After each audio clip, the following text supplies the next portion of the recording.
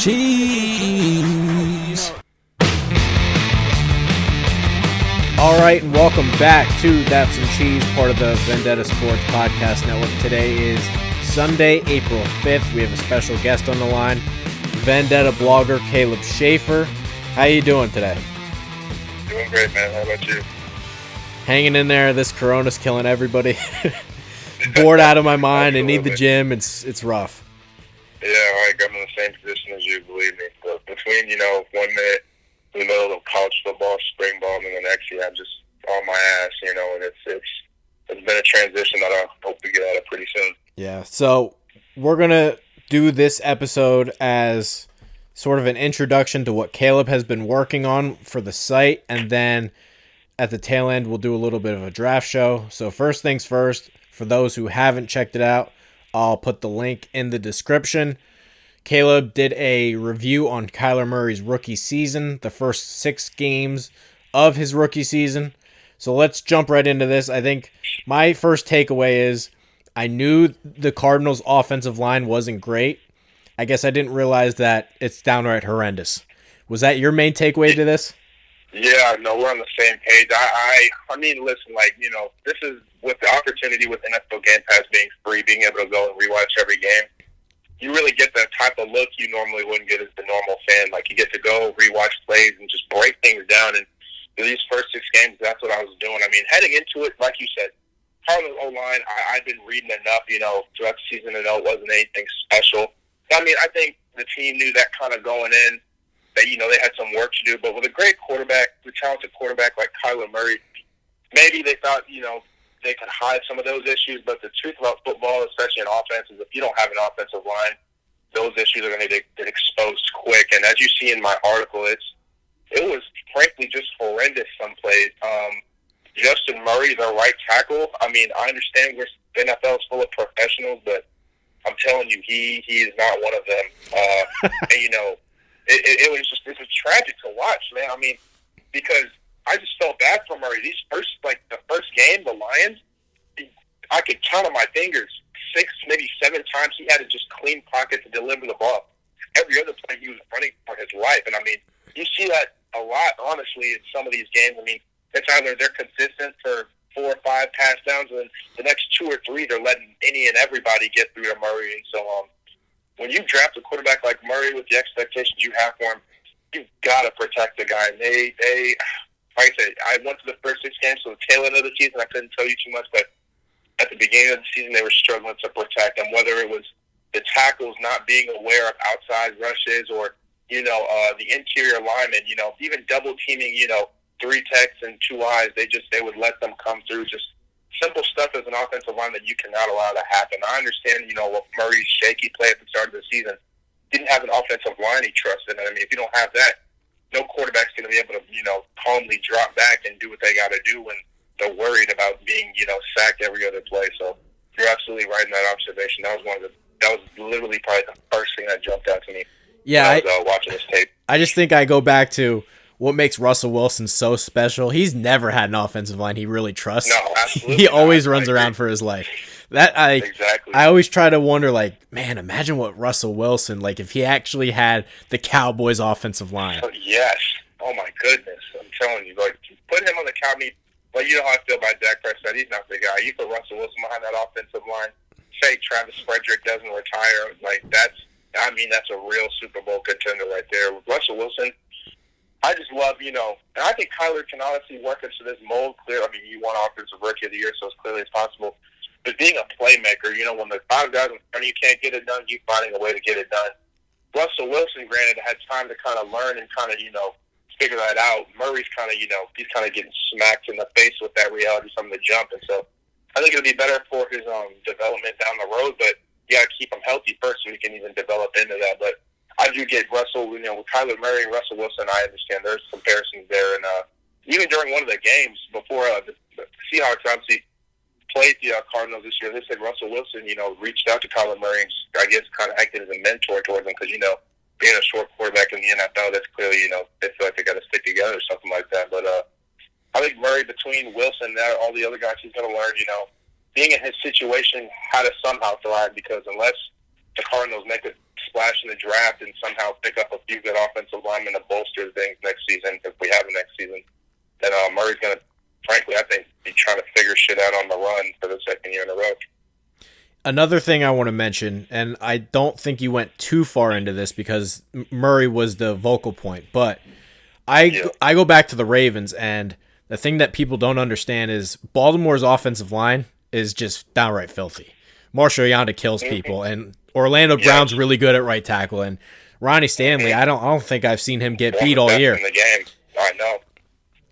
I go back to Arizona, and running the football just helps these quarterbacks. It just keeps the defense honest. It does. David Johnson last year, during those first few games of the year, he was brutal. Like, just downright brutal. And I think what really helped Murray down the stretch, and you didn't get into this because you only did the first 6 games, but Kenyon Drake's ability to open up the offense, I think that's what really made Kyler Murray pop at the end of the year. Would you agree with that? I agree. And like you said, I'm convinced. You see it, Dak Prescott, Ezekiel Elliott. I mean, while they weren't serious contenders, Daniel Jones, Saquon Barkley. I think historically, the best quarterbacks to ever come to the game have always had great running backs. I think that's just a fact of the matter. And like you said, David Johnson in these first few games I watched, seriously impressive. But don't get me wrong, to this day, that trade with him and DeAndre Hopkins, Johnson is nowhere near, equivalent to Hopkins' value. But he's still a very serviceable back. I mean, there were a lot of times you'll see on the tape where Johnson was Murray's safety blanket. He'd get in a shitty situation, dump the ball off to Johnson, or, starting, coming around the third or fourth game, they were really able to start moving the ball with Johnson. Him and Chase Edmonds, when they were the two kind of in the beginning of the season running the ball, they were gashing, defenses for 4 or 5, 6 yards at a time, really keeping the chains going, which allowed Murray to kind of get in the rhythm when it's time to drop back. And so you're absolutely right about that. When you have a reliable back, the quarterback takes so much pressure off him, really allows him to kind of see the game the way that he needs to. If you need to move the ball, you let the guys handle it on the ground. We need to move the ball through the air. You do what you got to do. You have your receivers, you have your line. But, say you have a quarterback, say Murray didn't have Johnson or Edmonds or Kenyon Drake, say he had a shitty back, that's just another liability, another problem you have to deal with. So I think having a great running back, I think, simplifies the game for the quarterback, and just like you said, takes a lot of pressure off. So that was definitely a big theme throughout the Cardinals season that I really enjoyed watching. One thing that, this is kind of off topic, but worries me about Baker Mayfield, and it goes back to this theme. He had Nick Chubb, and Nick Chubb was awesome. He was averaging like 5 yards a carry, and Baker Mayfield was still bad. Like, doesn't that have to concern people? Like, I know we overlook the running back position, but when you have a running back averaging 5 yards a carry, and you try to claim that, well, the Browns' offensive line's bad, well, why is he averaging 5 yards a carry, but Mayfield can't do anything? That doesn't make any sense to me. I agree. When the Browns are a unique situation. I think they're just a unique team. On paper, hands down, on paper, probably a top 5, top 10 team in the league on paper. But, when they get on the field, you see it. They were just, all the talent that they had on the field was honestly just a train wreck at times. Me personally, I think the Browns, I think the coaching, starts with the leadership, even the front office. I don't solely put it on Freddie Kitchens or anything like that. From top to bottom, I think there's something wrong with the leadership, and I think that's simply a reflection on the field. The way the football team plays is a reflection of who's calling the shots, the team culture, everything that has to do with, managing a team. Like you said, it was frustrating to see. Nick Chubb, oh my God, he's setting himself for, one, a great payday, and two, to be one of the best guys in the league. But I think from what I was seeing when I'd watch them, the Browns just don't have any real offensive chemistry. I think when we see on the tape, Chubb made them look really good because I think he's a talented back. And don't get me wrong, you have left guard Joe Bitonio, or left guard? I think he's a left guard, yeah. He's obviously one of the better guards in the game, but that alone is going to get it done. So in an offense like that, remember, you're dealing with professionals, and so you're going to have some good plays and get the ball moving sometimes. But like you said, for a guy like Baker Mayfield being who he is, mixed with Chubb, Odell Beckham, Jarvis Landry, if you can bring all of them together on a field but can't have the type of season that they should have had, I look to management and what's going on kind of behind the scenes of the program. That's really, to me, the only viable explanation for why, that type of offense wouldn't have worked. That going into the season, that was one of the most exciting offenses. And don't get me wrong, guys like Chubb, really stepped up and impressed. But they definitely have some things to address, whether it's offensive line, line, coaching, whatever, before they can really get moving in the right direction. We have Caleb Shaffer joining the show. He is an offensive lineman for the Miami of Ohio. Make sure to give him a follow on Twitter. I'll make sure to link that in the description as well. I want to go back to Murray because you spent a lot of time on this. The DeAndre Hopkins trade. Now, to me, you watched more game film than I did, but from what I saw, it didn't necessarily look like Murray had a go-to weapon that he's like, okay, on third downs, I'm going to this guy. It didn't really look like that was the case to me, just watching the games live. Yeah. How would you say Hopkins fits in? Because I think the most important thing Hopkins brings to the table is when Murray's running around for his life on those third downs and he doesn't know where to go with the ball, he's just going to look to Hopkins and he's going to say, okay, big guy, go get it. You know? Exactly. That was one of the things, even I've seen a little bit of the Texans. We saw Deshaun Watson running for his life every other play behind another bad offensive line. Hopkins is the ultimate elite safety blanket. I mean, between Chris Brown's being able to go up and get the ball, being where he needs to be, no wonder he made Deshaun Watson look so good. I mean, when you're able to do what he can do, you know, that's going to happen. The Cardinals clearly won that trade. I think it's a unanimous decision there. What I was seeing a lot on the film was Christian Kirk. No one on that field for him was elite. But when it was time, Christian Kirk was a pretty good playmaker. Not the fastest, not a freak athlete, but he's just he's a playmaker. He knows how to be in the right spot at the right time.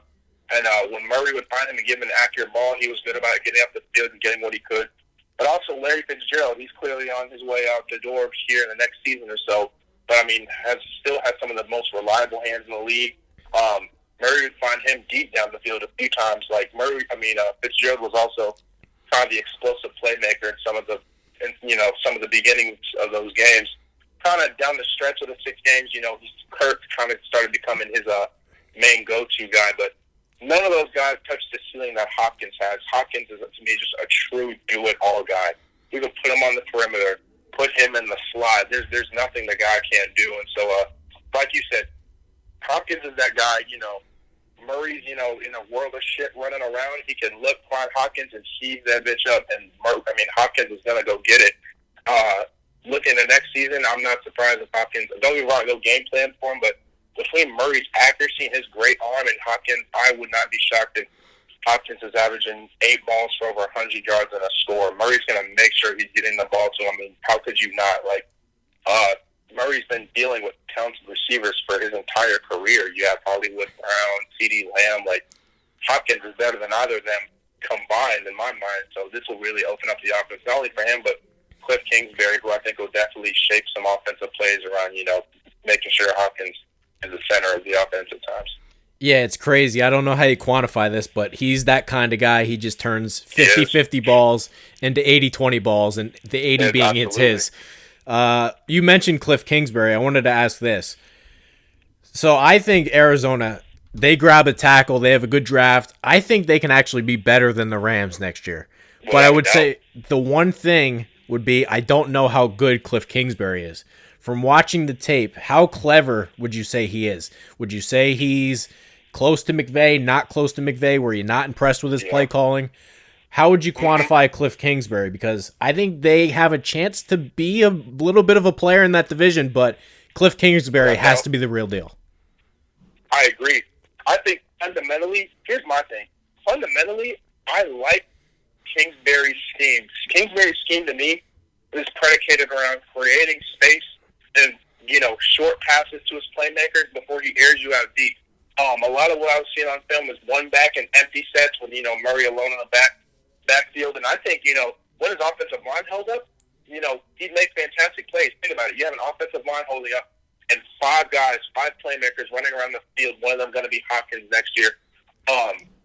Scheme-wise, I like Kingsbury. With him and McVay, they can't run the exact same scheme because obviously different personnel, but I like where Kingsbury's head is at. It's definitely a new and innovative. Well, I mean, it's more of a college scheme, you see, but I can tell it's it's something a lot of these old heads are probably going to start coming into in the next 10 to 20 years. In the first few games I was seeing, Kingsbury clearly didn't trust his offensive line. Like looking at the play calling in some of these games, it was not bad play calling. The execution was just never there. The scheme and the execution go hand in hand. And there was just a lot of times where the scheme in and of itself is not bad at all. Execution was just never there, though. There was one play I remember, though. They're on who's it against? I can't remember who it is against. 3rd and 1, though. 3-4 yard line. You got to trust your offensive line to, get the job done and let the running back plunge it in. Instead, Kingsbury opted for a play action that ultimately didn't result in shit, and they settled for a field goal. There's stuff like that as a coach I just feel like you can't do. There's certain scenarios where, you rely on your offensive pass scheme, get those receivers out, make some big plays. Those, second and third and short plays, you got to rely on your offensive line. And if Kingsbury can't do that, it essentially makes them one-dimensional and has them, solely relying on getting the ball through the air, and that can only get you so far. I understand coming from the Big 12, that's kind of his motto, and obviously he's brought him success over the years. But in the NFL, you got to be able to do both. If you can't get the ball up in the air and on the ground, you're not going to win a whole lot of ball games. And so I think he's honestly just adjusting to the league. These are the best of the best. In college, don't get me wrong, he's playing going against good competition too. But NFL is, the top level. You're playing great defenses every week. A big thing now that we're mentioning it is these D coordinators, the ones who the first few games, they're smart. They sent 5 and 6 guys after Murray at a time. And knowing his old line is a weakness and knowing he's a young guy who's trying to figure things out on the fly, they got him in some really bad situations a lot throughout these first few games. And Kingsbury, that's something he has to realize. You don't have all the pieces. Scheme is not going to get you where you need to go, and ultimately you got to match it up with the personnel. So this upcoming draft will really tell me a lot about where he wants to take the direction of this team. I think if he selects anything other than an offensive lineman, specifically a tackle, he's doing it completely wrong in my mind. You have plenty of options, like we did in our little mock draft yesterday. Jedrick Willis, Andrew Thomas, Tristan Wirfs, Mekhi Becton.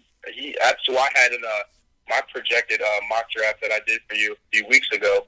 But all I know is you gotta have some protection for him. Murray was sacked 50 times last season.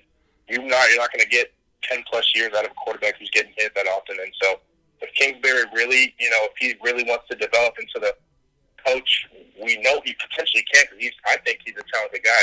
It starts with getting your quarterback some protection. Wide receivers, quarterbacks, and running backs, dime a dozen. There's plenty out there, but truly good offensive linemen who can consistently protect your guys, I think, is a rarity. It's becoming more of a rarity nowadays to find in the league. I agree with you. I think they have to go tackle there. I think they have the 8th pick. Although I do think they have the 8th pick. I do think deep down, Kyler Murray's probably pushing for CD Lamb, though. That'd be fantastic. Are you kidding? Don't get me wrong. DeAndre Hopkins and CD Lamb on the perimeter, that's going to be some exciting-ass action on offense, except it won't matter if he can't get any protection. It won't matter. You know what I'm saying? And so, don't get me wrong, it's going to suck. And I know Kingsbury, as malicious an offensive mind as he is, it'll sting knowing you can't grab one of those elite, deep threat talents to start. But I'm telling you, that's what free agency in the draft comes around every year for a reason. The right guys will fall into your lap over the next few years, but what you need right now is to build the offensive line, the building block. You need to make sure you have a solid foundation before you can start capitalizing on that. And getting a tackle is building the right foundation, which is something that will pay dividends for him if he continues to do it the right way. I agree with you. That's what Dallas did for 5 years in a row. They said, screw it. We're taking Tyron Smith, Zach Martin, Travis Frederick, and we're not taking anything else. And it's worked. Exactly. And then look at them. Don't get me wrong. Dak Prescott is not really getting the job done in my mind, but he always has the protection. I'll give him that. Oh, he doesn't get sneezed on. Exactly. Even with their shitty season last season, they're still top 10 offense in the league without a doubt all across the board. And it's because your foundation was there that you can get things done. And it's going to be no different here in Arizona. One thing I want to talk about is, and sometimes I even fall victim to this, but completion percentage. It's a big thing. Yeah. People want to throw that out. And one guy to me who was Carson Wentz was like 63%. That didn't seem fair to me. That's not what I saw just from watching the games. I think his receivers didn't do him the service. How would you say Kyler Murray's ball placement was? Because I think that's bigger than just completion percentage. Do you think his receivers helped him out? Do you say his completion percentage is an accurate indication of who he is or will be? How would you say his ball placement is when you just watch the games? I'm glad you make that point because that's something a lot of people don't consider. Like, for example, Murray's completion percentages, I'm looking at it, 64.4%. Looks good, don't get me wrong. But like you said, it from the film, it varies. Murray's the type of guy, he's accurate. He's, when given the time, great pocket, great, give him great footwork and give him time. Murray's just an accurate QB. You saw in high school, college, like, that's not the problem. You give any good NFL quarterback an open pocket, accuracy is usually not going to be the problem. I think that also has been influenced by a variety of factors. They don't account for, having them be on the run or being forced out the pocket and then completing it. When I was first watching the film, with him being a rookie, he's not automatically going to be on the same page as his receivers and tight ends, and that showed. There were a few overthrown balls. There was one specific drive I remember. They were backed up in their red zone. He had a beautiful over-the-shoulder lob to Demir Bird to set up them for a first down. After that, he went 1 for 6 on the drive, overthrowing almost every other receiver. You just can't do things like that. I mean, granted, though, this was one of those games where he was getting next to no protection to be able to even, get the ball up. But there were some times where, he just simply overthrew the ball. I frankly am going to chalk that up to just, rookie learning, you know what I'm saying? Like, with Murray, you got to give the guy some grace. First year in this type of situation, it's going to be far from perfect.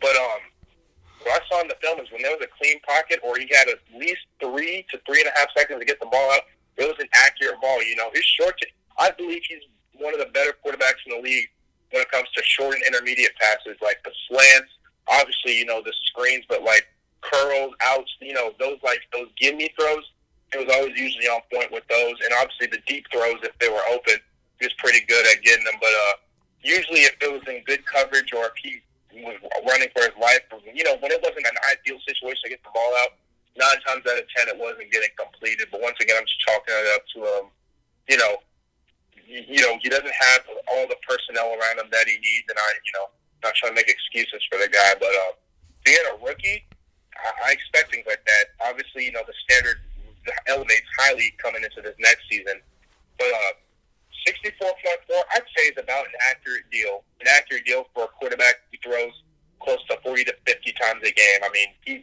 there are obviously going to be passes you overthrew and missed, but when, there were obviously other passes that he completed well. It just kind of depends on the situation. You can't account for everything that goes into a completion, but from what I saw, when the statistics on each play looked somewhat favorable, Murray was getting the job done, but obviously there are outliers and things that didn't go his way. But I think that just comes with being a rookie quarterback in the NFL, especially with that shitty-ass line.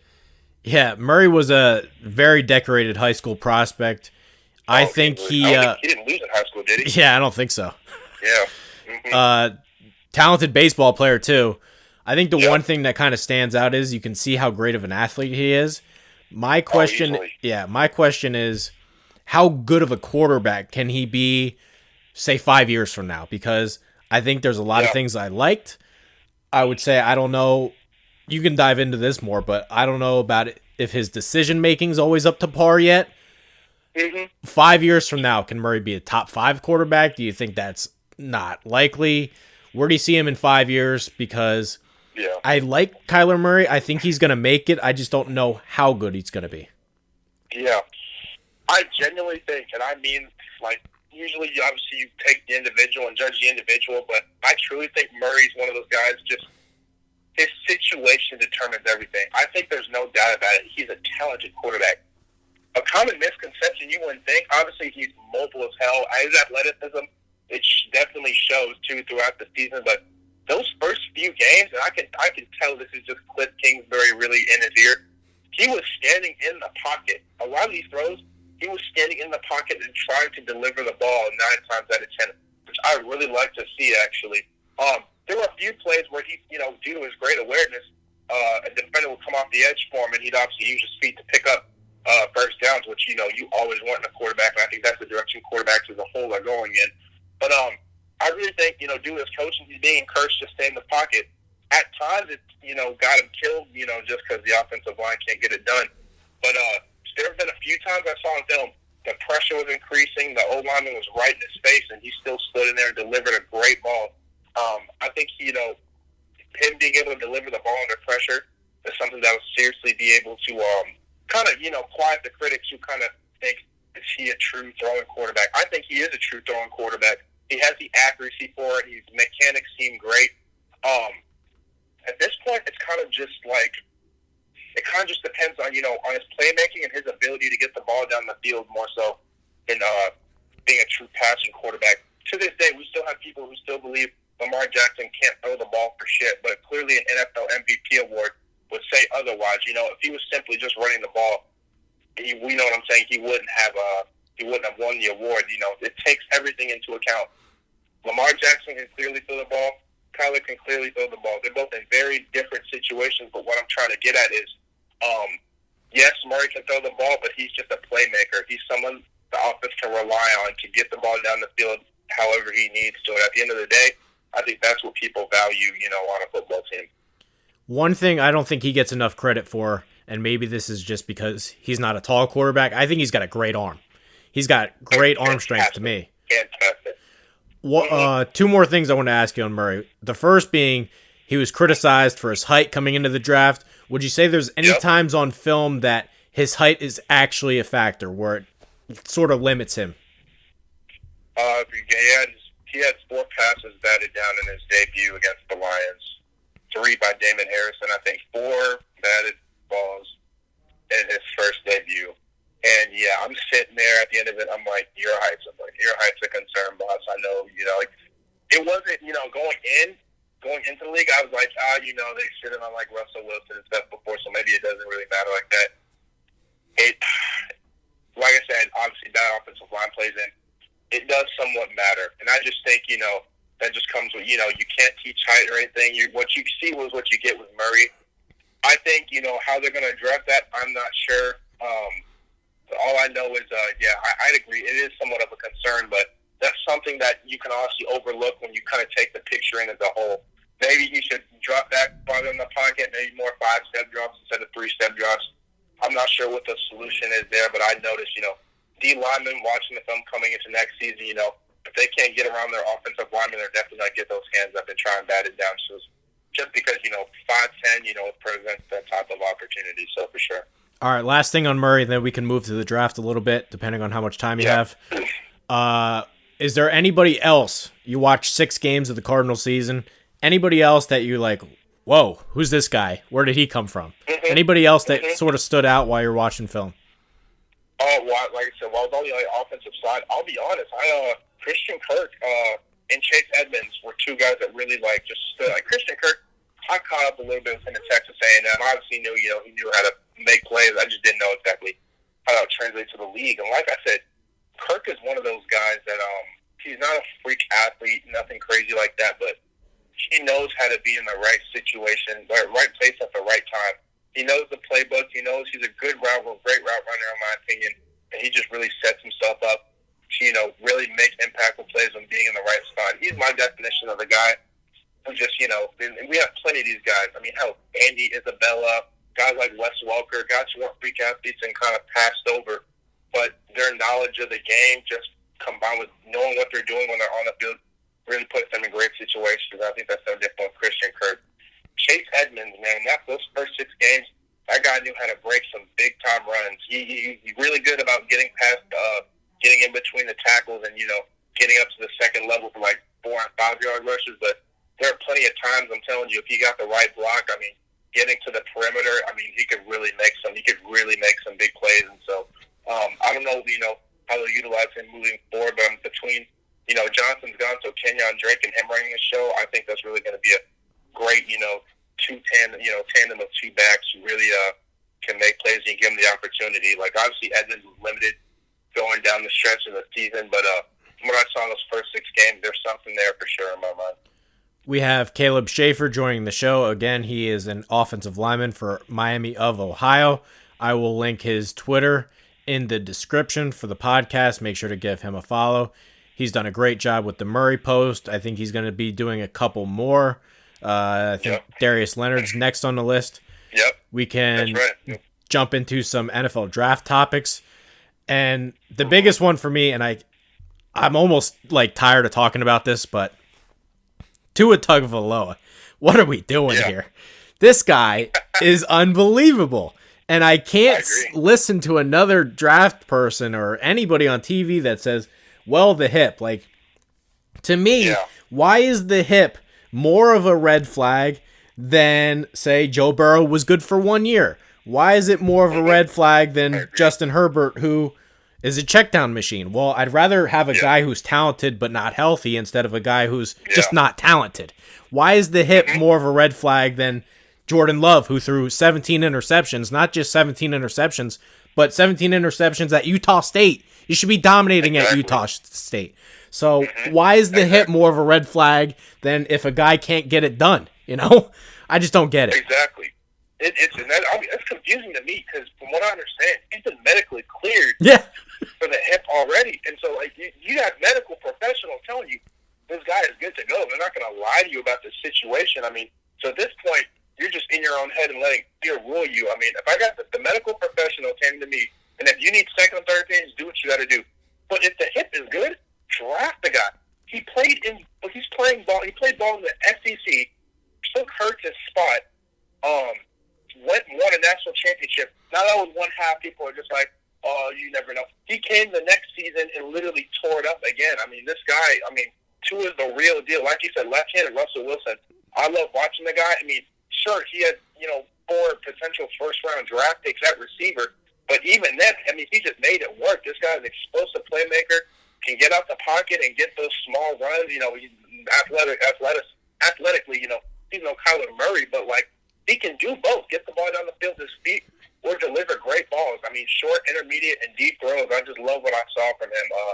He definitely, I agree with you. You've been hammering this for months. He really is a complete quarterback.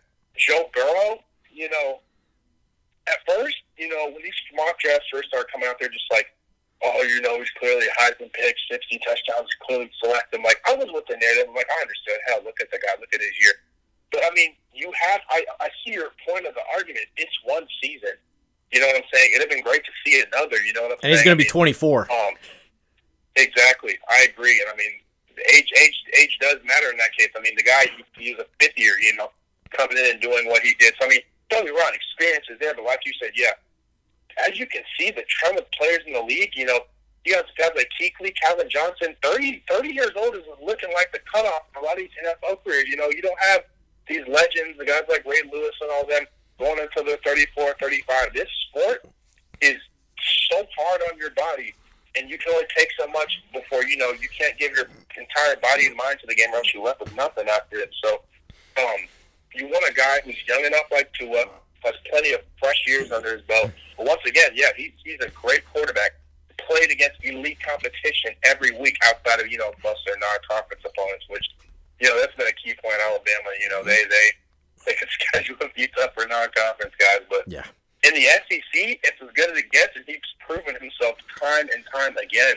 And so, the Bengals, I hope that at least, are in contact with Tua, or, unless they're just completely set on Burrow, that's them, and we'll see. I think Burrow's going to be in a similar situation to Kyler. Probably a talented quarterback, but no offensive line. You know what I'm saying? You're not setting yourself up for a whole lot of success. On Tua's part, though, maybe what am I hearing? Dolphins. The Dolphins look like a real destination. I heard one crazy report about the Patriots potentially making a move up. I doubt that'll happen, but whoever gets him is getting a quarterback who checks all their boxes.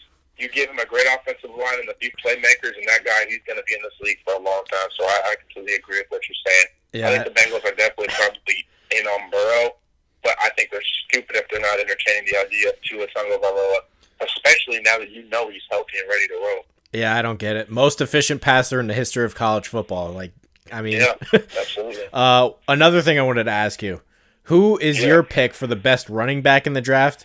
Mine would be DeAndre Swift, but I'm not entirely sold on it, and you're a big offensive line guy, so I think it goes back to this. He had Andrew Thomas. He had Solomon Kinley.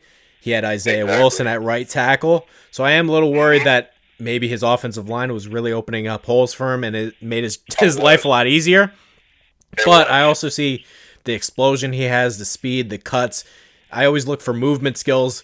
What was it, 3 years ago? Christian McCaffrey, I had him as my number one running back, is because he didn't move like everybody else. He was just, you know.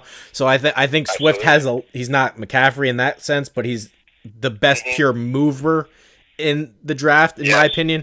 Who would you say is the best running back? Because it would be Swift for me, but I could see how it could be Dobbins. I could see how I really like Cam Akers. Who's your pick for best running back? Yeah. Like you said, like from the perspective of an offensive lineman, there's a lot of these backs, in here that I'd love to absolutely block for. Don't get me wrong. I've been a huge fan of DeAndre Smith because, like you said, natural. He's a natural mover, just athleticism. Between I just love his explosion. Once he gets the ball, he doesn't shy away from contact at all. But I mean, he's agile enough to, between the dead legs and jukes and hurdles, his athleticism is off the charts in game. I don't care what the combine says. Like, he's a guy that's gonna make some guys miss. And if you open up that hole, he's gonna hit it and just consistently make plays. But you can't dismiss guys like Jonathan Taylor. I mean, Jonathan Taylor, a 4.39 in the combine. I mean, 5'10", 226.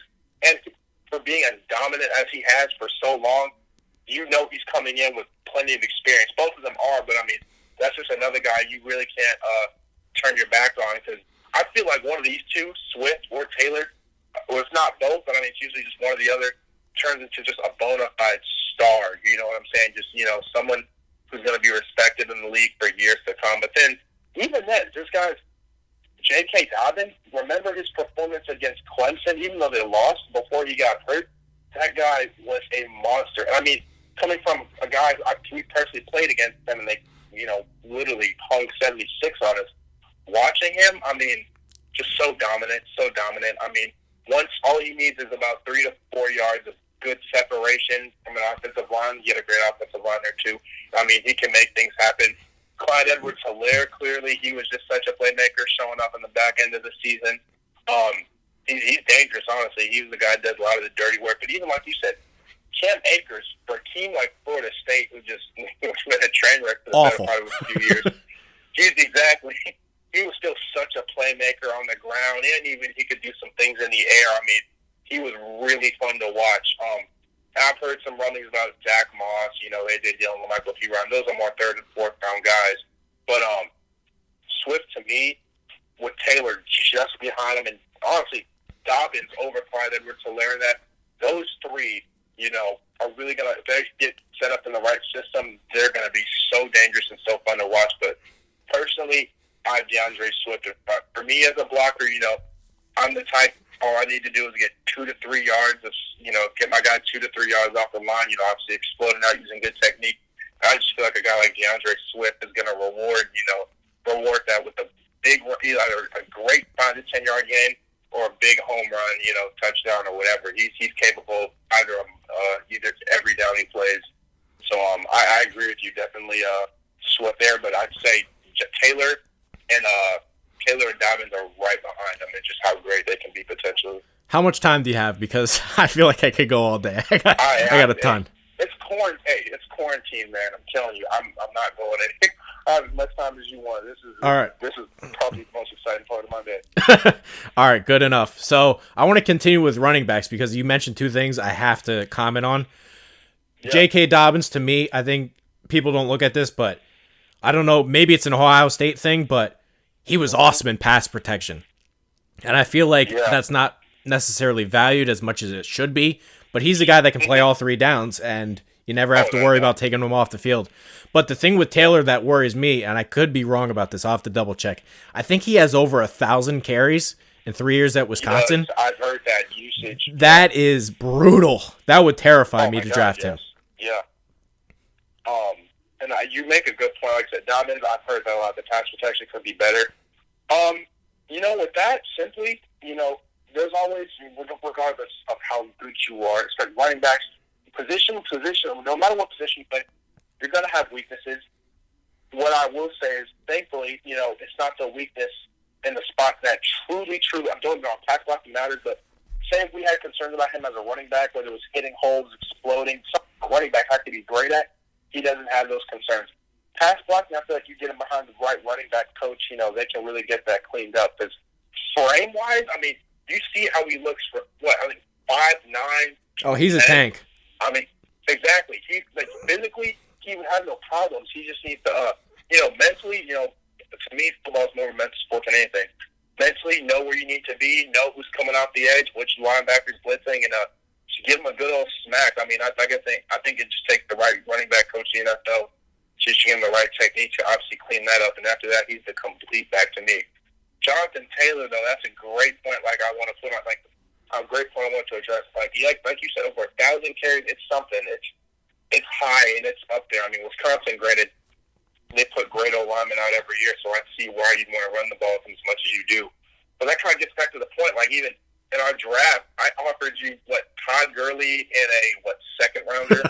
For I was hoping you would realize Gurley about done here. He's gone, and it's a sad reality. But running back, like I said, the physical toll the NFL, whatever position you play, especially running backs, from what I understand, are typically good up to 28, 29. Once they start reaching 30, you can't use them the same way you used to back then. And my hope with Taylor is, I just hope he's taking care of his body, honestly, because, I don't want it to be one of those things where he comes in, tears it up for 1 to 2 seasons, exactly, and then his body just decides to fight them, and then, he stops before he even got going. And so, to me, I definitely think if you're going to put Jonathan Taylor on your team, you need another complimentary back who can definitely take the load off them and even take over if needed at times, because when your body's been through that, you can only take that for so much longer before, your body really starts getting to you. And so, honestly, it's one of those things we'll have to see. I'll keep a close eye on him next year and just see kind of what his usage is. I feel like unless, if he's up to it, hand the ball 25 to 30 times and, reap the benefits. But if his body starts, really getting to him, you might want to go between 10 to 20 and really, thinking about long and hard about when you want to use them. Because this is one of those scenarios where you don't want to draft him, have him have a great year for you in a year or two. By the time it's contract year in the fourth, he can barely get past his rookie contract, So I want to spend some time on the offensive line, guys. And most people have just focused on the 4 tackles. I want to ask, who are maybe the late round guys that you sort of like? One guy I like is Nick Harris, the center from Washington. I think he's really good in those zone reach blocks, really good out in space. Who are the offensive line prospects you like later in the draft? Someone who I think is seriously underrated, Lloyd Cushenberry out of LSU. He was in the senior bowl. Am I right? I think he was in the Senior Bowl. Yeah, he was. He was fantastic. Just low center of gravity, so strong. I just love the way he plays. He's aggressive. He's a guy, they're projecting second and third round, but I think he's someone who can also get in there and be really special. To me, some of the best guards, nowadays, most guards, even like me, I'm 6'5", 320 pounds myself. But guys like Cushenberry is only about 6'3", but still up there in weight with the low center of gravity and just exceptional strength and body control. They're just as valuable as those bigger guys, and I think Cushenberry is a great example of that. I've been hearing Nete Muti out of Fresno State. He's been up there. He's my next homework assignment, actually. They say he struggles with injuries a lot, so that'd definitely be kind of a concern. But from what I understand, just incredible strength once again. Just knows how to, control his guy with the proper leverage. And, I don't know. If he stays healthy, I think he's just going to be – he could also be one of those centerpiece interior guys who can really kind of, just be kind of a foundational block for an offensive line. Definitely a guy I played next to. Cesar Ruiz out of Michigan. It was interestingly enough, I've seen him in person. I was at a Michigan camp my sophomore year, and he happened to be there. He was already committed. He was committed, I think, set to enroll. That guy, he's just versatile. He plays center, guard. He's great in the ground and pass protection. He's a 3-year starter, so the experience is there. I think he's the guy. He can really compete, honestly. Good combine, from what I understand. From what I understand, nothing about him just screams like, generational Hall of Famer, but he's definitely a guy who's going to get in there, and he's going to be able to help teams immediately. I think he's someone not enough people are kind of looking at. I'm trying to think if there's anyone else that comes to mind. Muti had 44 bench reps at the combine, by the way, too. Are you serious? Yeah. 44. That's insane. And that's insane. That's what I'm saying. Just the strength, man. It's insane. That upper body strength. Think about that. You take that, obviously, you put that on the field, and, imagine what he's doing to interior guys and to try and merge inside. Like, this is a guy who can just control people however he sees fit. And, I mean, that's a scary thought, if you apply it right.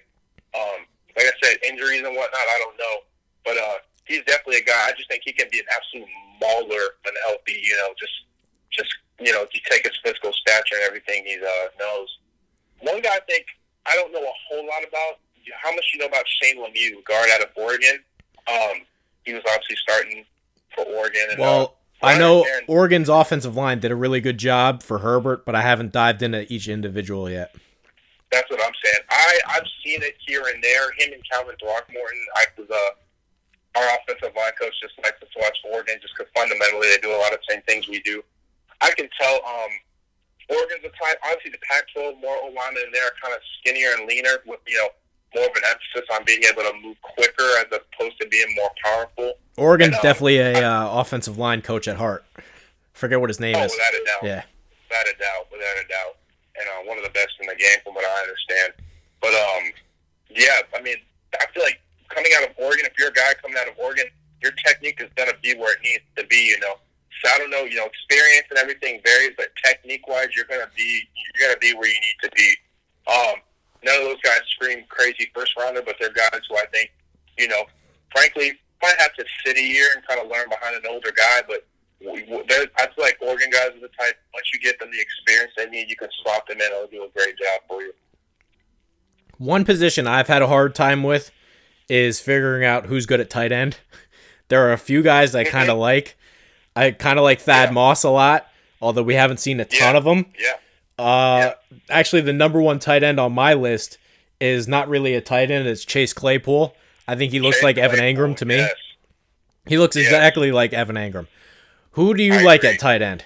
Because I think it's a bad tight end class, but I really like Claypool, and he's not even a tight end. Like you said, I think, I was watching the combine, just kind of looking at this tight end class is not deep. But Claypool, man, frankly, I think he's going to be so versatile because I think if the right offense uses him right, he can frankly be a guy that, obviously lines up. I don't know if he's worth the damn blocking. I have no idea. But, in single coverage and whatnot, in the slot, you throw him in there, he's going to make great plays for you. I think he's definitely going to be one of those guys. He has the potential to be elite just because of how well he moves for his size. I mean, if you really look at that, he moves so well for his size, and you take his athleticism and his ability to play contested balls. It's all really impressive to watch.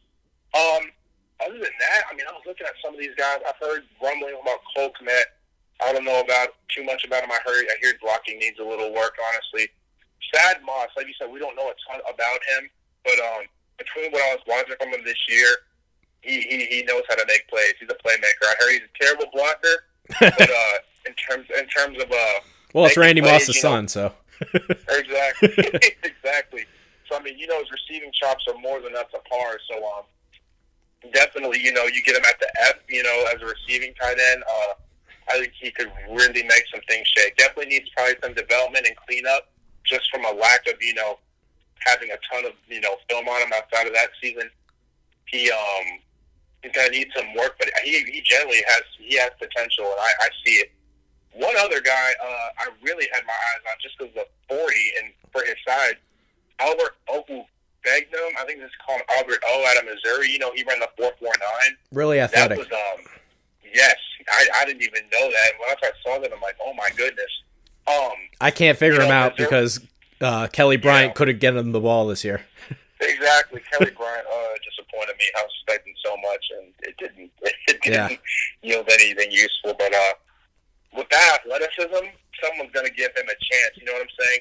4.49 and 258 pounds. I mean, 6'5", you could make him a defensive end if you wanted to. Hell, I mean, the athleticism is there. I don't know much about his technique or whatnot, but clearly that put him on the map. And there's going to be a tight ends coach out there who can't wait to work with him. Jared Pinkney, he was at the Senior Bowl. You have any notes on him? Slow. From what I understand, he played a lot, but I think he ran a 5.0 something. Really slow. 5.0. Yeah. Let me check. 4.96. Yeah. Not good. Not at all. That to me, that doesn't really say any speed or explosiveness. Maybe he's a great blocker. I don't know. We'll see. But yeah, 4.96. They're not going to be calling your name too much for going out. Hunter Bryant from Washington. I actually watched his film. That happened to be really good, actually. Nothing. This guy isn't anything crazy. Not crazy agile like Claypool or anything. He's a guy you get the ball in his hands. He's going to get upfield immediately and get what he can. A 4.74 isn't the best thing. But from what I understand, he's a good blocker, too. Just the vibes I get from him is just a tough kid, you know what I'm saying? And so we'll see what he can do. These are all guys probably third to fifth rounders. This tight end class, like you said, not deep at all, but if I had to say, I'd probably say definitely Claypool, who frankly they really should just classify as a receiver. But either way, Claypool and that Albert O kid, I feel like are two guys we really want to keep our eyes on.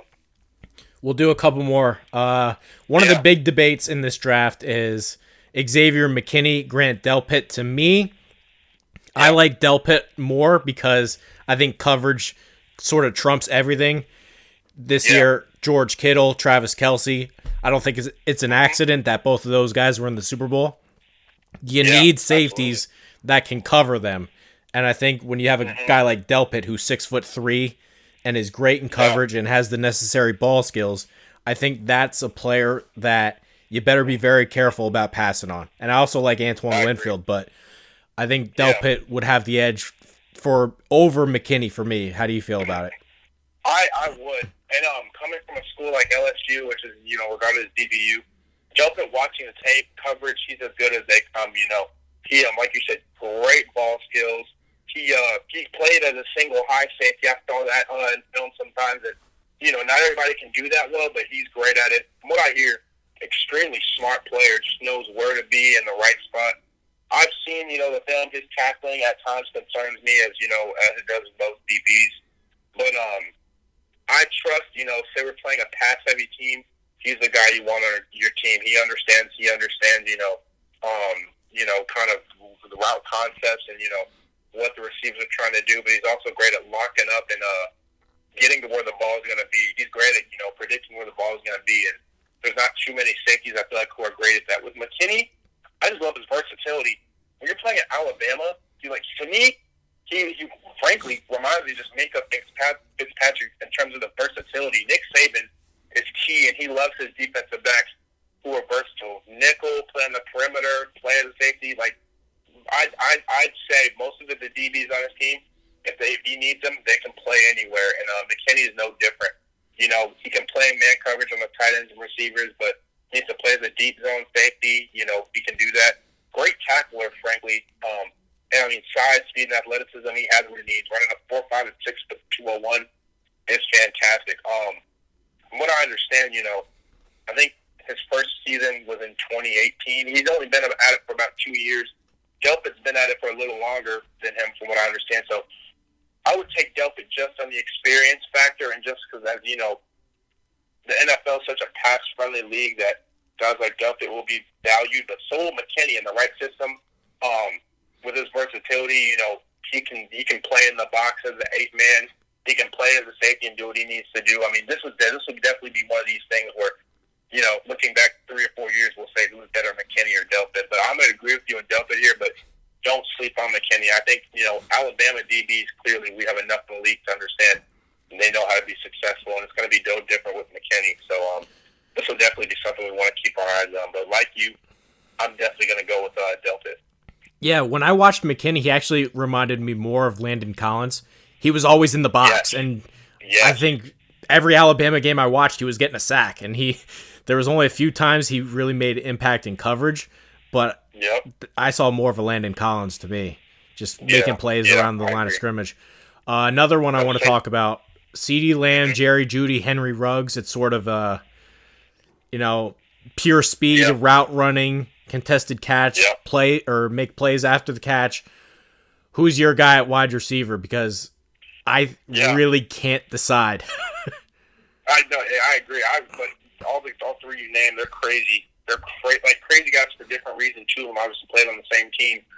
CeeDee Lamb, what I love, frankly, regardless, he's a safe pick. Great route running, good hands. He's the size and strength. He has everything you need in a receiver. You know what I'm saying? Like, he is a prototypical wide receiver in terms of strength, size, speed, agility, athleticism, and great hands. Like, I see, playing in the Big 12, the pass happy Big 12, he had plenty of times to showcase his skills and, running a 4.5. And here's the thing: I'm tired of people getting on guys like Judy 4.45, CeeDee Lamb 4.5. These guys aren't the guys who are going to be speedsters, but they don't have to be because they are so technically sound that they're going to put themselves in the right position every time, whether it's a deep ball or a short route. They're going to put themselves in great position every time. I'm pretty sure that's what Michael Thomas and DeAndre Hopkins ran. Exactly. That's what makes them great. They're not burners. But technically, they're so technically sound and know how to put themselves in the right position. It doesn't matter who's guarding them. Henry Ruggs, obviously, at 4.27, he's just, second coming of a Tyreek Hill, honestly, just, fifth of a second slower. His speed is just, you saw the combine, but his field speed is like nothing I've ever seen, honestly. It's crazy to watch just how fast he is. He's definitely the type, you get him on a slant, one high safety, he burns that safety if he's gone every time. He's such a big playmaker. Between those three, obviously you got those T. Higgins, Justin Jefferson, they impress, but to me, Jerry Jeudy is hands down, I just feel like the best out of all of them. Looking at his film, I can tell just how aware he is, and that's it's a weird thing to say kind of for a receiver, but I can tell he truly understands the coverage. Whoever's guarding him, he knows, he studies his film.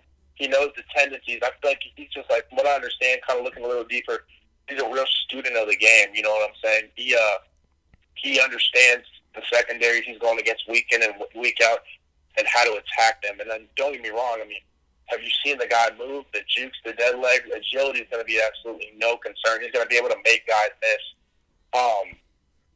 77 balls, over 1,000 yards, and like 10 touchdowns in 2019, which was technically a down year compared to the year before, is insane. You know what I'm saying?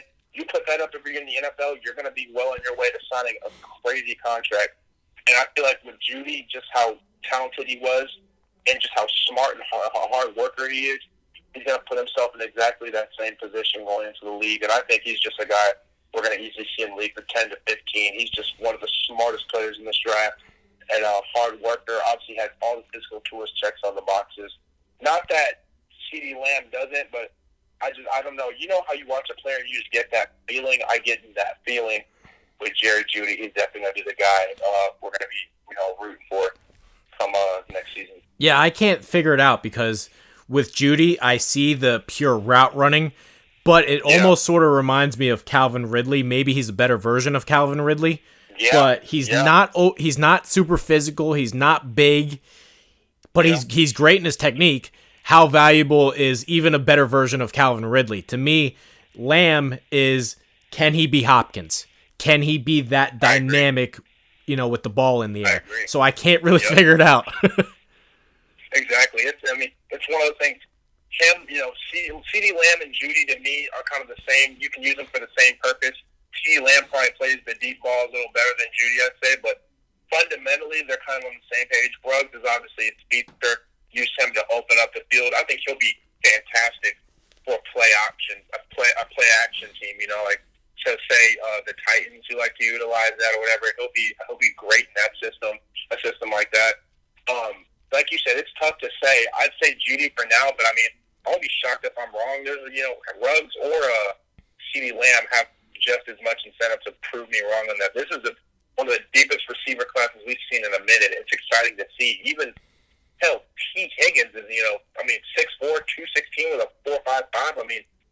You put him in the right system. Who knows? He might blow up too. Like there's so many guys in this class. Justin Jefferson, the 4.43. I'm very high on him after that combine. We knew he was something in college, but he has the chance to be a real deal. There's just so many guys in this class. Jalen Reagor, Brandon Ayuk. Denzel Mims, 4.38. We just have so many guys in this class. when it's said and done in 5 years, a few of them will be top of the line, just superstars. Others may fade off or be rotational roles, but I can tell, in this receiver class, we're guaranteed to see at least 3 or 4 superstars in my mind, no doubt.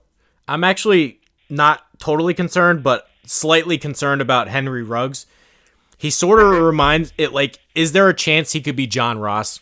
It's one thing to be fast, injury-wise, but you kind of also have to know how to be fast. Like Tyreek Hill, he's great, but there's been a lot of fast guys that just can't play. Dre Archer, Jacoby Ford, John Ross. I don't think he's even that good. A lot of fast guys that just can't play. Is it possible that Ruggs, can you see more than just speed with Ruggs? Because there's got to be something else, and a lot of these fast guys have just really flamed out.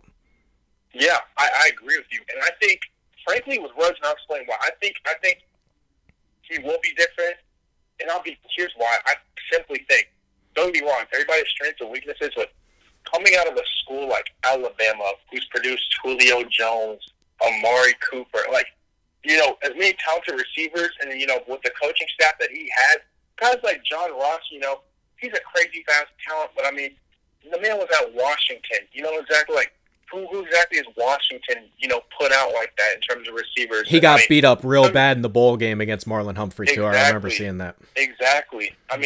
Ross, here's the thing. Some of these fast guys, like you named Dre Archer and them, a lot of them, obviously, genetic freaks of nature, but coming from a lot of, Dre Archer went to Kent State in my conference. No shade on Kent State or anything, but the coaching, the coaching and the experience that you're going to receive at Alabama is nothing compared to Kent State. You know what I'm saying? I think a lot of this has to do with what you're taught in the 4 years at your school, whether it's technique. And, I think a lot of these fast guys, they're so fast that, nobody thinks to hammer real technique into their brains. You know what I'm saying? It's always you're faster than everybody else. Do what you do. You know what I'm saying? That doesn't work in the league with people who, here's my thing. In the NFL, high school and college, being athletic, everyone's athletic, everyone's strong and everything. In the NFL, to me, getting in the NFL, you have to be smart. There's guys who aren't all that athletic and crazy, but everyone in the league is smart. You know how to create advantages for yourself and do what you have to do. And I think for Ruggs, a guy playing the SEC like him, that's something he could, he can be different. He has the knowledge, play against great competition. He has all the resources he needs to be a receiver that can hang. I feel like John Ross didn't necessarily, guys like John Ross, Dre Archer, Jacoby Ford didn't necessarily have that with Ruggs. I think it'll be a matter of how well is he taking coaching, how much time is he dedicated to his craft, specifically technique, route running, and everything else that comes with being a receiver. To me, his big thing is we're going to see how much time he's putting his technique, and that'll really show us, but obviously between that and his crazy speed, his longevity in the league. All right, I got 3 more quick ones for you. First, who's a guy that's been really hyped, but you keep watching and you're like, this guy sucks. He's going to be a bust. Because it happens every year. I got to think on this, yeah. Oh, absolutely. I got to think. Try and give me a few names, too, just off the top of my head, because I'm trying to think. I'm worried about Herbert. I'm worried about Jordan Love.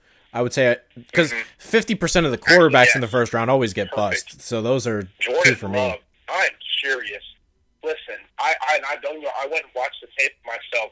And, when I watched it, I tried to be objective. I get it, I get it, Mountain West Conference, whatever. I watched the tape, and to me, there's just nothing that popped out. There was a lot of deep throws. He has a good deep ball, don't get me wrong, but there's just nothing that felt elite about the guy. You know what I'm saying? I actually watched the Colorado State game. He was awful. Really? Yeah. Well, what'd you see in that? He just kept making really bad turnovers, just easy mistakes that just given you can't it's one thing to throw picks, it's another thing to throw pick sixes and give the ball away to just throws that just aren't there. Yeah, absolutely. And it's one of those I'm nervous. You can thank Mitchell Trubisky. I'm a Bears fan. You can thank him for really my fear on this. I am always, and then Joe Burrow fits in this. I'm nervous about quarterbacks who they're high on after one season. Trubisky, one great season at North Carolina, and then we pass up 2 guys in Deshaun Watson and a Super Bowl winner, Patrick Mahomes, for this guy, and look where we're sitting. I think that's the best article I've ever written. Why Mitchell Trubisky will fail. When I called him a 6th-round pick, you didn't lie. Yeah. I'm telling you, and it's to me, and I just feel like this isn't valued enough. Experience in football is so crucial. Yeah. For example, you're not in high school. No varsity team, probably save for a few freak cases, are starting freshmen on Fridays for varsity for a reason. Sophomores even barely. I didn't start until my junior year. This, college season, being able to start, then, that was just a matter of preparation and hard work, which is, I'm thankful for that. But in most scenarios, not putting, it's not that you're not being put on the field because you suck. It's because you haven't seen enough to understand, what you need to do. And guys like Trubisky, we didn't see enough. You know what I'm saying? Jordan Love, in the Mountain West Conference, I don't know if he started more than 1 year, but frankly, if he knew it was good for him, if he could have transferred to a better conference, better competition, it's just, I'm seeing this film in one season. I mean, it's just nothing about this guy is sticking up to make me believe they're touting him as a first-round pick. I can't see it personally. Can he prove me wrong? Absolutely, but you know what I'm saying? That's the biggest thing Bill Parcells had. Like, that's his number one rule. Any 1-year college starter, I won't draft him. It's etched in my head. And exactly. The Jordan Love supporters will be like, well, he was better in 2018. He lost a lot of starters to the league, and his coach left. He had Gary Anderson, who frankly wasn't any good at Wisconsin, but still, it's not like he was great in 2018 either. So, and I think he's got really bad feet. Really, really bad feet. Yeah, I noticed that too. The footwork, I was looking at it, and I'm just like, don't get me wrong, like, I'm not, I don't play quarterback, but, I've been around football enough to know what looks right and what doesn't look right, didn't look right on him. He's the type of guy, don't waste the first round pick. Even the second, third, or fourth round, get him behind a great quarterback to learn behind. I think he is Jimmy Garoppolo's ceiling. Let him learn behind a really good quarterback for a few years, get his mechanics and things down. Who knows? He could be worth something in a few years, but he's not the guy you are throwing into your program next season. It wouldn't bode well. Another wild card I have, AJ Terrell. And I mean, don't get me wrong, Jamar LSU exposed him ugly. Beyond belief. I was looking at it, I'm just like, oh my God. He killed everybody though. I know. And AJ Terrell was pretty much universally the Clemson's best DB, and it was a terrible performance. And I looking back on the film, objectively, he's a good corner. I just don't think he's a great corner. You know what I'm saying? I agree with you. He gets production. He knows how to. He can play on the ball and whatnot. 6'1", 195 isn't bad. He leaves room to get stronger. He can fly across the field. I think he had a great 40 time. But he has a good skill set. But it's one of those deals. Something needs to improve there because the way LSU exposed him, I just fundamentally worried me. You know what I'm saying? Like, you're facing guys better than Jamar Chase and Justin Jefferson week in and week out. And so I'm second, third round. He may be a rotational guy, but needs to learn behind some more experienced veterans before he definitely gets on the field. I agree. Trayvon Diggs would be my guy, who I really like, but even Jamar Chase killed him too. Exactly. They noticed that too. I mean, but I read your article on Diggs too. He checks all the boxes too, but like you said, I don't know. Don't get me wrong, LSU's elite. You're facing elite every week though, so I mean, I don't know whether it was just a technique thing or him simply being better than the other guy thing, but every DB in this class, maybe save for Jeff Okuda, has things they definitely need to work on. They're all talented guys, but they gotta come a long way.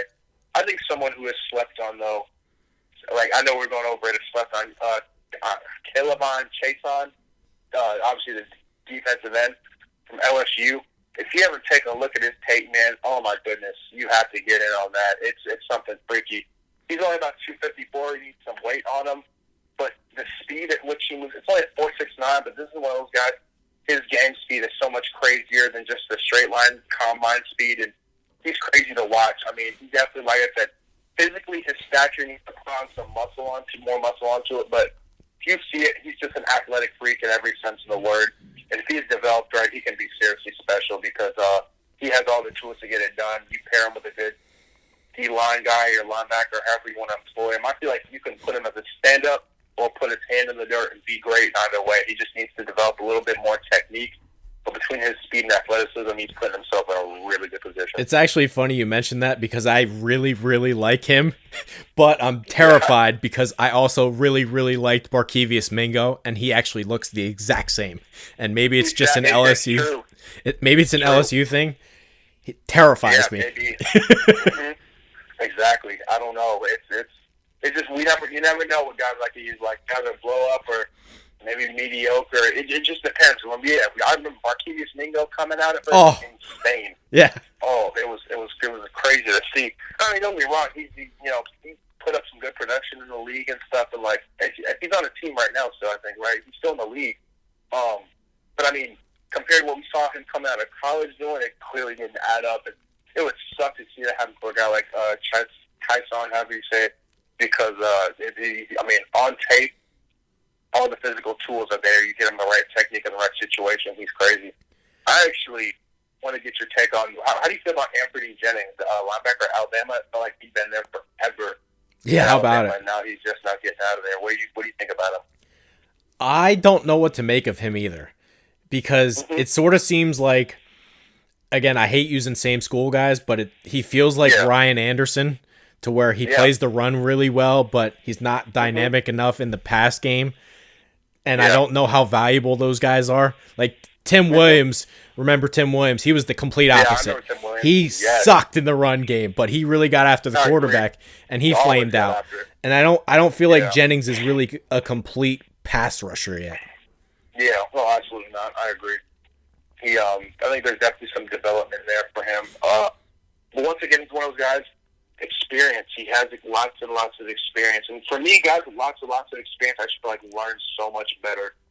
They learn so much better and pick up things faster. So who knows? Maybe, I don't think he's going to be a world breaker, but he could be a guy who's in the league for a long time, just a great veteran presence. You never know. But, who's that TN out of Penn State? Yetur Gross-Matos? I love his take. It would be like, have an explosive moment, and then I wouldn't find him for a quarter, and then he would come out of nowhere again. That's what I saw. I agree. I think his run. I think he's actually pretty good in the run personally. 40 tackles, 9.5 sacks. I mean, the guy knows how to impact the game, but like you said, it was not always consistent. You know what I'm saying? Penn State put him at nose a few times. What could be 6'5", 265. No, I mean, I don't care how good you are. You put him in there, big guys like me, 315 guys, he's going to get moved 9 times out of 10. That's a lump of clay guy to me. Exactly. And so you keep him on the perimeter, and obviously there's some building there to do. But frankly, from what I saw athletically, he's 4'7", 2 at that size. He's a guy who definitely can put himself in a good position. He has a lot to learn. Definitely. He's got to be motivated just on a personal note. I think he lost his dad and just went through a lot of other things. Like, motivation's not going to be the problem here. I think, he's one of those guys, to me, has potential to really make a name for himself just because of everything he's kind of had to come through. Obviously, he has to build, but when I watched his tape, I mean, just physically, it's there. We'll see how he's utilized when he's drafted, but physically, it's there. There's really something there in my mind.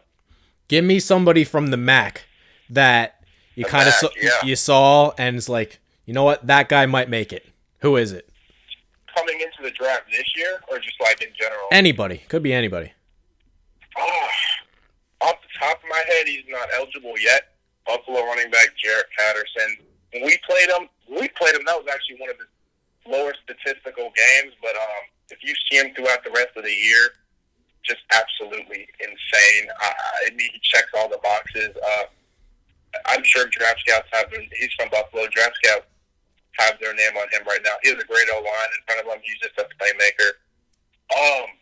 A guy who they don't think about a lot, Levante Bellamy. I don't know if you know him out of West. I was actually going to ask you about him because he looks Indiana fast, like me. but I don't know if he knows what he's doing. He looks really fast, but I don't see him like make the right cuts or find the right holes. But he'll break off a 40-yard run, and it's like, whoa, where'd that come from? Well, and that's exactly how I viewed it. Honestly, great. He honestly, we played against them, and I obviously got to see. They built that entire offense around him. They have a few receivers, but that O-line, they just built around getting him the ball. There'd be times, to the start of the game, we kind of kept him in check. Our defense did a great job accounting for him on every play. But like you said, he's definitely that guy. He gets the right cut and just blazing speed. He's about 5'9", 190. He's gonna be a specialty guy, not an every down guy. But between that speed, I'm telling you, man, he's definitely the type you can't let him get the right cut or get if they open up the right hole for him, he's gonna make you pay. Trying to think. Personal shout out to my guys, Trey Banks and Doug Cawthon. Doug's a D tackle, Trey's a corner. Both of those guys were fantastic this year. Doug's been all MAC the past 2 years. He's great with his hands, honestly. From practicing against him, fantastic with his hands, great stuff in the run. He can get to the quarterback. I don't know what the scouts say. I know I'm biased saying this, but he's a guy. I think not a lot of people, a lot of people sleep on him. Honestly, coming out of our school, of course, he's not getting command the attention he deserves, but he's one of the hardest workers in the room. And I really think if a team gives him a shot, he'll definitely he'll make some noise. Trey really started to make some noise towards the end of the season. Like, statistically, I think he had 3 or 4 picks on the years, a few passes defended. He's a guy, he's just great. He's just great playing the ball from what I see, honestly. He just competes every play. Obviously, like all of us, we're going to have things we got to work on, but both those guys always just know how to get after it, honestly. And if you have that, combined with how smart both of them are, they obviously give themselves a chance. So those are a few of the guys. I hear good things about Danny Pinter out of Ball State. He's a real tough guy from what I hear. Those are a few guys in my conference I hear. You clearly have guys, Antonio Brown, who else came out of the MAC? Julian Edelman. The MAC produces guys, not a lot of people coming out of high school. We didn't command a lot of attention, but, in the right system with the right coaches and the work ethic, we just keep on continually proving ourselves. Greg Jennings was a good one. Exactly. Yeah, Greg Jennings. I did forget about that one. Deontay Johnson was a second-round pick last year. Yeah. Kareem Hunt. Toledo. Exactly. Yep. So these are all guys that, coming out, they went crazy 4 and 5 stars, but they got in a program in a good situation with good coaching, just worked their ass off, and, now they're all by themselves in a really great situation. So coming out of the MAC, it's more than possible. You just got to, work your ass off and keep doing whatever you can to push yourself a step above the rest. And some of the guys that just named have been doing that in my mind. I have one more question for you, and then if you have anything else for me. How many practices until you know? Coach brings in a high recruit, but how many practices until you're like, oh, he can play, oh, he can't play? Because I think the thing that people sort of forget, players know. Like, you bring in a new draft pick, and the guys on the team, it takes them how many practices? This guy can't play. You can't really fool the guys on the team. How many practices till you know? I agree. I'm glad you make up that point, because a lot of people don't realize that coaches obviously they go back and they watch film and whatnot, but when it's different being player to player, you're in that with them, you see every move they're making, every drill, you're with them in every team period, every situational period. To me, it just depends. Like, obviously, like in your position group, you find out fast. Me personally, it took me genuinely probably about 2 to 3 weeks before I realized, who the guys were and, who's kind of still coming along. It just depends. Everyone in that room has the potential to be great. Like, we're out here for a reason. Like, nobody's playing college football and is a bad player. That doesn't exist. But there are guys who are further along than others. Me personally, with other position groups, it's one of those deals like, you watch enough film after practice, and obviously between the stuff you see and talking to your other teammates, you start to get a good picture probably in the first few weeks, honestly, And there are guys, I'm not talking about my program, but there are even guys, due to the system or whatever, sometimes they hide and, you never know how good they can be. But there comes a point at the end of the season, you ask me about every guy on our roster, and I can tell you kind of what their MO has been and what they're like on the field. And so, like you said, players know before anybody else. And so, whether that's in a few weeks or a month, as you pay attention and come up through, you start to understand which guys around you, from a football standpoint, are just a step above the rest, and which ones are still just kind of coming along. I feel grateful. I still have so much more to develop. I have so many areas I got to work on, but between just being focused every practice, asking the other guys for help, and just always just trying to be accountable every day, thankfully I was able to be a step above the rest, just like some of my other teammates. It just depends, though, honestly. It just depends, because football, with knowing how good someone is, it starts mentally, being confident in yourself, paying attention, and just knowing what you have to do and where to be on every play and how to react. That kind of determines where you go from then on. It doesn't matter how fast you want to how high you jump. If your mind isn't where it needs to be, you're never going to get to where you need to be. And for every guy that didn't get to where he needs to be or still come along, you address the mental. The mental will tell you everything you need to know about, what a player can and will be. The best players in the game, some of the smartest ones, focus, bringing it every play, asking questions. A lot of things. Some of the best players in the game do is ask questions. You don't let the pride. They don't let the pride get in the way. If they don't know, they ask and get help. They're always repeating reps. Being repetitive, making sure you have a certain technique or a certain skill down. I mean, it's a whole thing. But those are some of the key things I'd say which separate the good players from the great players. Yeah, that's the one thing I always wish. I wish I had footage from the combine in-person meetings just to kind of know who they are. I wish I had that stuff. Yep. All right, Caleb, this was fun. Unless you have any other questions Absolutely. for me. I actually do. I want to get your thoughts on maybe a sleeper pick, someone who hasn't been all over the board, regardless of position, but you see the film, you're like, this guy can really be something. I really, really like the Florida wide receiver, Van Jefferson. I remember you've been high on him for a minute. I remember that. If you go back and watch the game against LSU, and nobody has beat up Derek Stingley. Derek Stingley killed Justin Ross, and it was the first time I was like, hold on, because Justin Ross is unbelievable. Yeah, absolutely. Van Jefferson put Derek Stingley in his back pocket. He might be the best route runner actually I've seen, and Jerry Jeudy's phenomenal. Crazy. In terms of pure route running, I think Van Jefferson, he's right there, and I think he was the best player on the field at the Senior Bowl. I really do. He's my sleeper. Yep. I saw the film you put up too, and I can say that was absolutely the case. He's a special guy, and he's one of those guys, like you said, flew under the radar, but he could very well be consistently lining up on the field for years to come. I got one more for you before I'm out of here, but I want to hear next year, 2021. It looks Trevor Lawrence or Justin Fields. If they both have great seasons, they'll probably be the number one pick next year, regardless of the team. Who are you high on and why? I actually really like both of them, and I think the gap is a lot closer than people think. Oh, without a doubt. I always love watching those Elite 11 camps, and maybe I overvalue them, but I actually think they're really important. Justin Fields beat Trevor Lawrence, and I think people forget about that. Yeah. And I hate this stereotypical, Justin Fields is a runaround guy. He's really not. He's really good passer. And I think the gap is a lot closer than people think. I think if Fields is better, I wouldn't be shocked. But I do love Trevor Lawrence. Don't get me wrong. I think Trevor Lawrence is as close to as can't miss as it gets. Yep. I agree with that.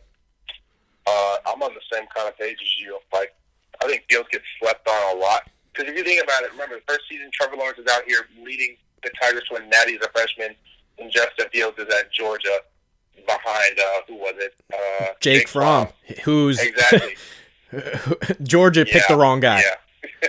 I agree. I mean, clearly. I mean, I mean, don't get me wrong, I don't know the inner workings of Georgia, but a guy like Justin Fields, watching him, you got to give him a shot at some point to just let him prove himself. Imagine at Georgia if he had put up the year he did at Ohio State. Oh my goodness, they would have been running the SEC this past year. I'm convinced. But even at Ohio State, insane year, great weapons around him.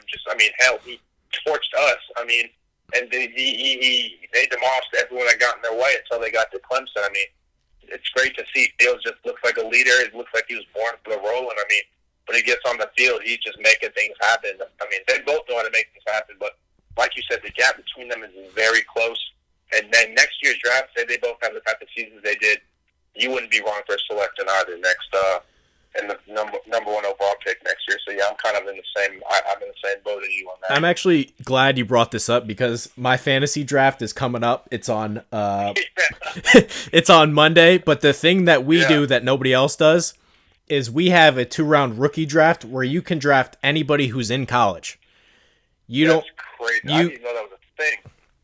So if you want to take, like a guy who I'm really looking at is George Pickens. He's a freshman receiver at Georgia. Yeah, he's insane. Oh my goodness, he's insane. So I want to ask you, guys who are still in college, and it doesn't have to be coming out next year because my draft's coming up and I need the, example I had Deshaun Watson the last 3 years in fantasy for $3 because we do an auction draft. But I got him because I drafted him when he was a freshman at Clemson. Mm-hmm. Who do you like as sort of an underclassman guy in college? Because the guy I hope that I get is George Pickens. Yep. I definitely am high. On the defensive side of the ball, I got to pay respect. Micah Parsons out of Penn State, man. He's something. I think he's just, prototypical size is there. He's great at finding the ball. He just knows how to make an impact on every play. Pat Surtain out of Bama started as a freshman for Nick Saban. That almost never happens. He's been really effective. That's exciting to see what he does. But on the his dad's side, an NFL guy too. Yep. I saw exactly. It's only natural. Rondale Moore out of Purdue. This is really under the radar. He's taken in my draft, actually. I'm telling for a good reason. Obviously, his sophomore year was kind of cut down because of the knee injury. But the guy's just dynamic. You remember his freshman year how he torched Ohio State?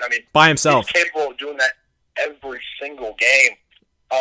To me, him and Jalen Waddle, even out of Bama. I have him, actually. Crazy, exactly. Two just crazy playmakers, both speedsters.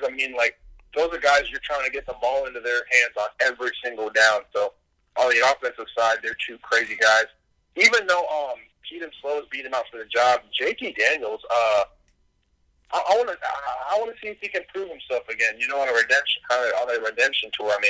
He was playing torn ACL. He wasn't playing bad at all. I think Keaton Slovis kind of took things over and they're what he's talking about. But I want to see if he can maybe even claim his job back going into next season and really be something special. But those are a few guys who come off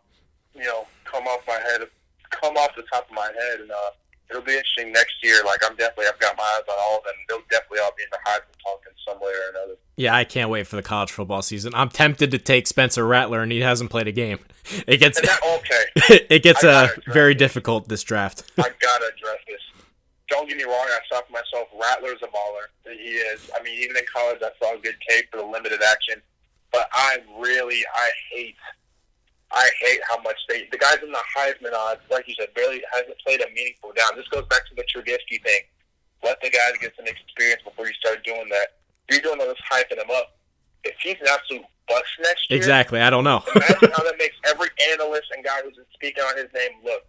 I'm in the same way. Until I see some experience, I'm not running my mouth like that. I think Rattler, I can't speak for his character. Hopefully he's tuning all that out and just focusing on, being the best quarterback he can be.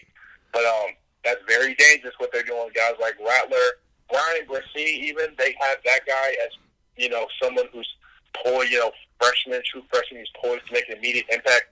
The guy barely even got started in spring ball before. They're hyping up guys who haven't barely even got started in spring ball and saying they're going to be crazy. You know what I'm saying? We need to see some experience and see some gameplay before we start kind of throwing this stuff around. And so that's something I definitely would need people to be wary of going into the season. I always get burned by this in this fantasy draft because I always take dart shots for freshmen that look good. Yeah. I took James Cook 2 years ago, and so far he hasn't done much, but he still has some time, so hopefully he kicks in. Exactly. With the freshmen, you never know. High school and everything, you don't know what they're coming out of. I'm wearing guys like Rondale Moore. You have a sense. You have a sense. Like Jalen Waddle, like guys like Trevor Lawrence, like Justin Fields. You have a sense. If it's not the first year, which for Trevor Lawrence it happened to be, it's gonna be soon. That's a game. That's like It's like putting your odds in Vegas. You just don't know. So before that, I'll always go with sophomores or above, people who I've seen some production out of already, you know. All right, Caleb, this was fun. Went an hour and a half. Yep. Yeah, football is as long as I've been in, yeah. We can do another episode if you want before the draft or maybe after to hand out some draft grades. Absolutely. But that's up to you. Yes, absolutely. I'll be back for sure. Make sure to check out Caleb's article. It's on vendettasportsmedia.com, reviewing Kyler Murray's first 6 games. We have tons of draft content up. We had a 2020 NFL mock draft with some of the writers on the site. I would check that out too. But Caleb, thanks again for coming on the show. Appreciate it. Thanks for having me. I appreciate it, sir. Tell you something. You know what really grinds my gears?